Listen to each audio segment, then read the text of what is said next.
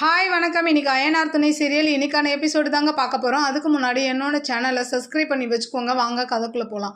இப்போ பார்த்தீங்கன்னா பல்லவன் பண்ண தப்புனால வீட்டில் யாரும் பேச மாட்டாங்க. அப்போ பல்லவன் போய் ஒருத்தர்கிட்டயே பேச முயற்சி பண்ணுறான்.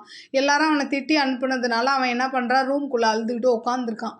அப்போ போய் நிலா போய் அவனை சமாதானப்படுத்துகிறாங்க.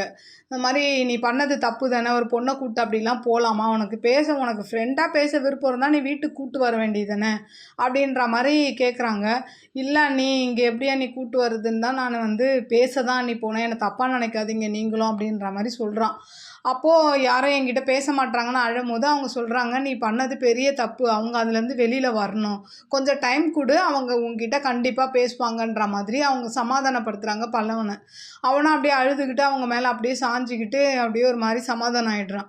அப்படியே இந்த பக்கம் பார்த்திங்கன்னா இவங்களுக்குள்ளே 2 பேருக்குள்ளே சண்டை போட்டிருப்பாங்க இல்லையா, பாண்டியனும் வானத்தையும். அதை சோழன் பார்த்துருப்பாரு. அதனால் இவங்க 2 பேருக்குள்ளே என்ன பிரச்சனை சமாதானப்படுத்துறதுக்காக என்ன பண்ணுவாருன்னா போய் பாண்டியன்கிட்ட போய் பேசுவார்.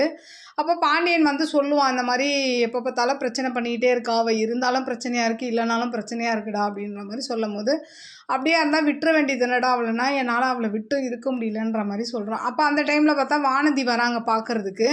அப்போது சோழன் என்ன பண்ணுறான், வாமா உங்ககிட்ட கொஞ்சம் பேசணும்னு சொல்லி கூப்பிட்டு போகிறான். போயிட்டு சரி ஏதாவது சமாதானப்படுத்தி சேர்த்து வச்சிடலாம் அப்படின்னு சொல்லிட்டு ஒரு காரை டிரைவ் மாதிரி பண்ணிவிட்டு கூப்பிட்டு போகிறான். பேசிக்கிட்டே இருந்ததுனால இவளை சமாதானப்படுத்தவே முடியாமல் சோழன் ஒரு கட்டத்தில் என்ன கேட்டுறாருன்னா, நீ பாண்டியனை லவ் பண்ணுறியா இல்லையா, ஏன் அவன் மேலே இவ்வளோ கம்ப்ளைண்ட் வைக்கிற அப்படின்னும் போது, எனக்கு இன்னும் நிறைய கம்ப்ளைண்ட் இருக்குது, நான் நிறைய பேச வேண்டியது இருக்குது, ஆனால் அவர் எனக்கு இம்பார்ட்டனே கொடுக்க மாட்டேங்கிறாரு, என்னை முதல்ல வைக்க மாட்டுறாரு, எனக்கு ஃபோன் பண்ண மாட்டுறாரு, நான் தான் முக்கியம்னு நினைக்க மாட்டுறாருன்னு சொல்லி அடுக்கடுக்காக சொல்லிகிட்டே போவோம். ஒரு ஸ்டேஜுக்கு அப்புறம் வெறுத்து போய் கடைக்கிட்டே கொண்டு நிப்பாட்டுவான் காரை. அப்போ அங்கேருந்து பாண்டியன் பார்க்குறான், என்னடா ஆச்சுன்ற மாதிரி பார்க்கும்போது அப்படியே இன்றைக்கான எபிசோடு முடியுது.